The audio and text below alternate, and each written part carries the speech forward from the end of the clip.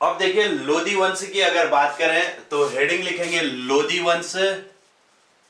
लोधी वंश इसमें इसमें भी 3 शासक है। ठीक है, सबसे पहला शासक जो आता है उसका नाम है बहलोल लोधी। बहलोल लोधी। दूसरा आता है सिकंदर लोधी। सिकंदर लोधी। और तीसरा शासक कौन आता है? इब्राहिम लोधी। ये 3 शासक इस लोधी वंश के अंतर्गत आते हैं। इसको भी ऐसे ही समझना, बहलोल लोधी, सिकंदर लोधी और इब्राहिम लोधी। क्लियर है? इनके जो फैक्ट है उनको हम समझते हुए चलते हैं और इसको भी कंप्लीट कर रहे हैं। बहलोल लोधी, सबसे पहली बात, इसने सर्वप्रथम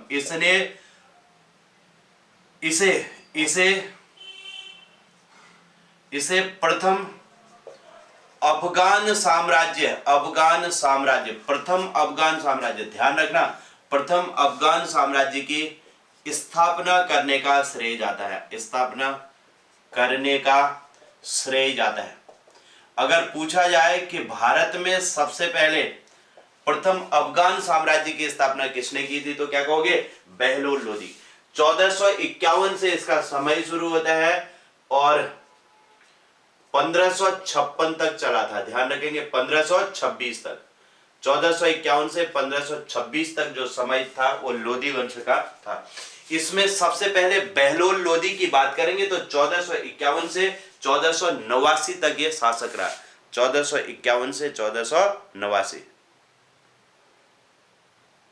अच्छा, आलम से पालम तक जो राज्य रहा ना, उसका मतलब क्या है उसको समझ लेना। आलम मतलब जहां राजा रहता है उसे आलम कह दिया। पालम दिल्ली में वही हुआ, राजा दिल्ली में रहता था और दिल्ली में ही पालम हुआ। तो जहां राजा रहता था वहां से पालम तक राज्य रह गया, बाकी सब खत्म हो गया, ऐसा कहने का मतलब था। ठीक है, बाकी उसके हाथ से सब राज्य चले गया। ठीक, तो इसने प्रथम अफगान साम्राज्य की स्थापना की थी। इसको ध्यान रखेंगे। 1451 से 89 तक इसका समय था। 1451 से 1489, 1451 से 1489 ये इसका टाइम पीरियड है। किसका? बहलोल लोधी का। ठीक है, प्रथम भारत में प्रथम अफगान साम्राज्य की स्थापना करने का इसे श्रेय जाता है। दूसरा, इसने बहलोली सिक्के चलाए। बहलोली सिक्के चलाए। बहुत इंपॉर्टेंट क्वेश्चन ये भी होता है कि बहलोली सिक्के चलाए थे जो कब तक चले थे, ये पूछा जाता है। जो अकबर के समय तक चले, जो अकबर के समय तक चले थे। ठीक है, ये जो बहलोली सिक्का था, ये बहलोली सिक्के चलाए थे इसने, और ये यहां से लेकर के अकबर के समय तक ये बहलोली सिक्के रहे थे। ठीक, इसको ध्यान रखेंगे। और अकबर के समय फिर इसको बंद कर दिया गया था। एक बात और सुन लो कि इसने बलभद्र पवार को शाह की उपाधि दी थी। इसने किसको शाह की उपाधि दी थी? बलभद्र पवार। याद है सभी को? बलभद्र पवार कौन थे? पवार को शाह की उपाधि दी, शाह की उपाधि दी थी। बलभद्र पवार को शाह की उपाधि दी और फिर ये पवार क्या कहलाने लगे? शाह कहलाने लगे। ठीक है, तो ये जो पवार वंश के, गढ़वाल का जो पवार वंश है, वहां पर जो बलभद्र पवार थे उनको इसने शाह की उपाधि दी थी और फिर पवार जो है शाह यहां से बन गए थे। क्लियर है? तो इतना ही आपको याद रखना है। भारत में प्रथम अफगान साम्राज्य की स्थापना बहलोल लोधी ने की। दूसरा, इसने बहलोली सिक्के चलाए जो अकबर के समय तक चले थे। तीसरा, इसने बलभद्र पवार को शाह की उपाधि दी थी। ये 3 फैक्ट इसमें आप लोग याद रखेंगे। अब आता है सिकंदर लोधी। इसका वास्तविक नाम क्या था? वास्तविक नाम था निजाम खां। क्या था? निजाम खां। निजाम खां इसका वास्तविक नाम था। एक तो ये याद रखना। दूसरा, इसका समय कब से होता है? 1489 से 1517 तक। ठीक है, और इब्राहिम लोधी का समय 1517 से शुरू होता है और 1526 तक इसका समय चलता है। क्लियर? तो इसका बहुत ज्यादा इन चीजों का इतना रोल नहीं है, लेकिन कुछ चीजें बहुत इंपॉर्टेंट है। वास्तविक नाम इसका क्या था? निजाम खां। 1489 से 1517 तक का समय है। इसने देखो 1506 में, देखो बहुत इंपॉर्टेंट पॉइंट है यहां पर है। 1506 में क्या किया इसने? 1506 में बयाना से आगरा की स्थापना की? वेरी वेरी इंपॉर्टेंट क्वेश्चन है। वयाना से आगरा की स्थापना की 1504 में की, सॉरी, इसने 1504 में बयाना से आगरा की स्थापना की और 1506 में आगरा को राजधानी बनाया। आगरा को राजधानी बनाया। वेरी वेरी इंपॉर्टेंट क्वेश्चन होता है, ध्यान रखेंगे इसको। राजधानी बनाया। अभी तक राजधानी कहां थी? राजधानी बनाया, दिल्ली राजधानी होती थी, लेकिन इसने राजधानी कहां बना दी? आगरा। आगरा को अपनी राजधानी बनाया। आगरा की स्थापना कब हुई? 1504 में। और आगरा को राजधानी कब बनाया गया? 1506 में। आगरा की स्थापना कहां से हुई? बयाना से आगरा की स्थापना की गई थी। बयाना से एक हिस्सा अलग करके उसे आगरा बना दिया था। ठीक है। अब दूसरी बात देखो, इसने क्या किया? एक ज्वालामुखी मंदिर, हिमाचल का जो ज्वालामुखी मंदिर है, इसने ज्वालामुखी मंदिर को लूटा था। इसने ज्वालामुखी मंदिर को लूटा, मुखी मंदिर को लूटा, मंदिर को लूटा था। ठीक है। और उसकी मूर्तियां और मूर्तियों को मांस तोलने में प्रयोग किया। मांस तोलने में प्रयोग किया। तोलने में प्रयोग किया। ये बात भी ध्यान रख लेना कि किसने ज्वालामुखी मंदिर को लूटा था? तो सिकंदर लोदी ने ज्वालामुखी मंदिर को लूट लिया था और उसकी जो मूर्तियां हैं उन्हें मांस तोलने में इसने प्रयोग किया था। और इसके अलावा यह कविताएं लिखता था। यह गुलरुखी उपनाम से कविताएं लिखता था। ठीक है। गुलरुखी उपनाम से कविताएं लिखा करता था, कविताएं लिखता था। यह भी ध्यान रखना। जैसे बहादुर शाह जफर नाम से कविताएं लिखता था, बहादुर शाह सेकंड, वैसे ही ये क्या करता था? गुलरुखी उपनाम से कविताएं लिखा करता था। एक इसने 2 प्रसिद्ध पुस्तकों का फारसी अनुवाद किया था। ठीक है। 2 पुस्तकों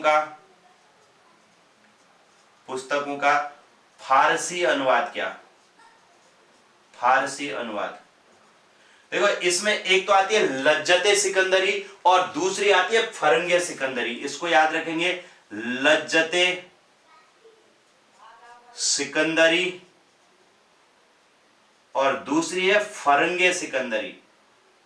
फरंगे सिकंदरी, ये 2 पुस्तकें हैं, इनका फारसी अनुवाद किया था। लज्जते सिकंदरी और फरंगे सिकंदरी। लज्जते सिकंदरी संगीत से संबंधित है, संगीत, और फरंगे सिकंदरी आयुर्वेद से संबंधित है। यह है आयुर्वेद से संबंधित। ठीक है। ये 2 प्रसिद्ध पुस्तकों का इसने फारसी अनुवाद किया। एक है लज्जते सिकंदरी, दूसरा क्या है? फरंगे सिकंदरी। अब सुन लो इसके बारे में। सिकंदर लोदी का वास्तविक नाम क्या था? निजाम का। इसने 1504 में बयाना से आगरा की स्थापना की, 1506 में आगरा को राजधानी बनाया। तीसरी बात, इसने ज्वालामुखी मंदिर को लूटा और उसकी मूर्तियों को मांस तोलने में प्रयोग किया। और यह गुलरुखी उपनाम से कविताएं लिखा करता था। और इसने 2 प्रसिद्ध पुस्तकों का फारसी अनुवाद किया। एक है लज्जते सिकंदरी, दूसरा फरंगे सिकंदरी। लज्जते सिकंदरी संगीत से संबंधित और फरंगे सिकंदरी आयुर्वेद से संबंधित थी। क्लियर हो गया? तीसरा देखो, इब्राहिम लोदी 1517 से 1526 तक इसका समय है और यह एक कट्टर शासक था, जिस कारण इसके सगे संबंधी इससे नाराज थे। ठीक है। नाराज थे, इसको लिख लेना, यहां पर सही कर लेना, नाराज थे। ठीक है। और यहां पर एक युद्ध होता है, घटोली का युद्ध 1517 में इब्राहिम लोदी और राणा सांगा के बीच, और इसमें राणा सांगा की जीत हुई। फिर पंजाब का एक शासक था दौलत खां और इसका चाचा था आलम खां। उन्होंने बाबर को इसके खिलाफ भारत में आमंत्रित किया और फिर युद्ध होता है पानीपत का प्रथम युद्ध। कब हुआ था पानीपत का प्रथम युद्ध? 21 अप्रैल 1526 को। कब हुआ था? प्रॉपर डेट याद रखेंगे, 21 अप्रैल 1526 को पानीपत का प्रथम युद्ध इब्राहिम लोदी और बाबर के बीच हुआ। और इस युद्ध में बाबर की जीत हुई और बाबर ने भारत में यहां से मुगल वंश की नींव रख दी थी। ठीक है। ठीक है पंकज जी, मैं क्वेश्चन तो मैं आपको बताते चल रहा हूं, लेकिन मैं आपसे ये कह रहा हूं कि भाई एक घटना चक्र की बुक भी साथ में करो ना। साथ में मुख्य चीज क्या है, आप साथ ही साथ घटना चक्र भी लगाओ, ये मैं कह रहा हूं। घटना चक्र जब लगाओगे तो उसमें दिल्ली सल्तनत के क्वेश्चन देखो, सारे क्वेश्चन आपको मिल जाएंगे जो आज तक आए हैं। मैं कितने बता दूंगा, मैं 5 10 15 क्वेश्चन बता दूंगा, लेकिन आप बुक से पढ़ोगे तो आपको एक एक क्वेश्चन सारे मिल जाएंगे कि जितने आज तक क्वेश्चन हो रखे हैं। इसलिए मैं कह रहा हूं कि घटना चक्र साथ में लगाओ। मैं फर्स्ट दिन से ही आप लोगों से कहते हुए आ रहा हूं। देखो अब इसमें क्वेश्चन देखो, यहां पर देखो, मैंने ये कहा कि प्रथम अफगान साम्राज्य की स्थापना किसने की, ये क्वेश्चन बार बार पूछा गया है ना। ऐसे ही द्वितीय अफगान साम्राज्य की स्थापना किसने की, ये भी क्वेश्चन पूछा गया। अब देखो बहलोली सिक्के वाला क्वेश्चन भी पूछा गया। ये जितने पॉइंट मैंने लिखे हैं ये सारे क्वेश्चन में कन्वर्ट हुए हैं। बहलोली सिक्के किसने चलाए थे पूछा जाता है, बहलोल लोदी। और यहीं पर यह भी पूछा जाता है कि बहलोली सिक्के किसके समय तक चले थे, अकबर के समय तक चले थे। ठीक है। और बलभद्र पवार को शाह की उपाधि किसने दी, ये तो उत्तराखंड में अक्सर क्वेश्चन ये पूछा जाता है। क्लियर हो गया। ऐसे ही देखो सिकंदर लोदी का वास्तविक नाम, और ये आगरा की स्थापना कब हुई, ये तो बहुत इंपॉर्टेंट क्वेश्चन है। 1504 में हुई थी। और आगरा को राजधानी कब बनाया था पहली बार, तो 1506 में बनाया था। ऐसे ही देखो किसने ज्वालामुखी मंदिर को लूटा, तो सिकंदर लोदी ने। और गुलरुखी उपनाम से कौन कविताएं लिखा करता था, सिकंदर लोदी। और ये पुस्तक है भी फरंगे सिकंदरी और लज्जते सिकंदरी, किसका संबंध किससे है, ये क्वेश्चन भी पूछा जाता है। ठीक है। और इब्राहिम लोदी में एक तो घटोली के युद्ध कब हुआ ये पूछा जाता है, और दूसरा पानीपत का युद्ध कब हुआ था, ये क्वेश्चन पूछा जाता है। और बाबर को भारत में किसने आमंत्रित किया, निम्न में से किसने नहीं किया, ऐसे क्वेश्चन इसमें बनता है। बताइए, अब बताओ कोई डाउट, अब बताओ आप, मैंने जो कहा वो बात समझ में आई क्या। ठीक है। आप लोग साथ में घटना चक्र भी पढ़ो, टॉपिक पढ़ो साथ में क्वेश्चन लगाओ, टॉपिक पढ़ो क्वेश्चन लगाओ, टॉपिक पढ़ो क्वेश्चन लगाओ, तभी जाकर के चीजें अच्छे से क्लियर होते चलेंगी। ठीक है।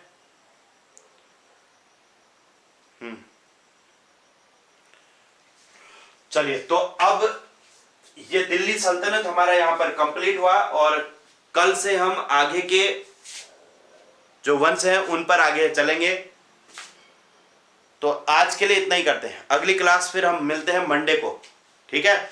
और होलियां आ रही हैं, सभी को होली की बहुत बहुत शुभकामनाएं हैं। अच्छे से होली सब लोग एंजॉय करते रहें। ठीक है। ठीक है, ओके। और कल तो छुट्टी रहेगी, संडे है, और मिलते हैं फिर परसों को, परसों को मिलते हैं बिल्कुल। ठीक है। ठीक है, ओके। ठीक है, आप सभी को बहुत बहुत शुभकामनाएं। ठीक है।